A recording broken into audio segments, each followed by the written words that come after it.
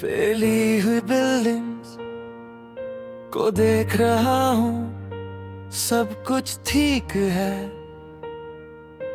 Lights जल रही हैं, लोग चल रहे हैं, गाड़ियां अपनी स्पीड में है, लेकिन फिर भी लगता है जैसे ये सब असल नहीं। जैसे ये एक कागज का शहर हो, हर बिल्डिंग सीधी साफ बिल्कुल परफेक्ट लग रही है, जैसे किसी ने स्केल से ड्रॉ की हो। लेकिन जितनी परफेक्ट चीजें होती हैं उतनी ही फ्राजिल भी होती हैं। बस एक हल्की सी हवा और सब कुछ हिल सकता है। मैं आंखें बंद करता हूँ और सोचता हूँ कि क्या मैं भी ऐसा ही हो गया हूँ। बाहर से ठीक, स्टेबल, नॉर्मल, लेकिन अंदर से इतना हल्का कि एक छोटी सी बात सब कुछ गिरा सकती है। मुझे वो दिन याद आते हैं जब शहर रियल लगता था, जब हर जगह एक एहसास होता था। चाय की खुशबू, लोगों की आवाज, किसी की हंसी, आज सब कुछ मोटन लग रहा है, जैसे किसी ने वॉल्यूम कम कर दिया हो।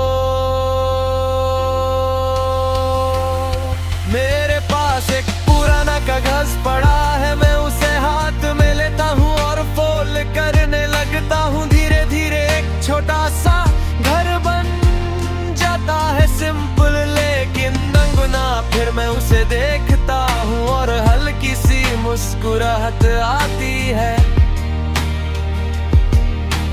कागज का घर और कागज का शहर दोनों एक जैसे ही हैं, खूबसूरत लेकिन टेम्परेरी, और शायद इसी में उनकी असली कहानी है।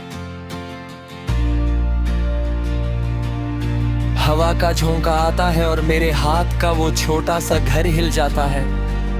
मैं उसे संभालता हूँ लेकिन समझ जाता हूँ कि ये ज्यादा देर तक नहीं टिकने वाला। जिंदगी में भी हम बहुत सी चीजें बना लेते हैं, रिश्ते, प्लान्स, एक्सपेक्टेशंस, लेकिन कभी कभी वो सब कागज की तरह होते हैं, थोड़ी सी प्रेशर से मुड़ जाते हैं। मैं बेंच से उठता हूँ और शहर की तरफ दोबारा देखता हूँ, अब भी सब कुछ वैसा ही है, लेकिन मेरी नजर बदल चुकी है। शायद प्रॉब्लम शहर में रही, नजर में थी।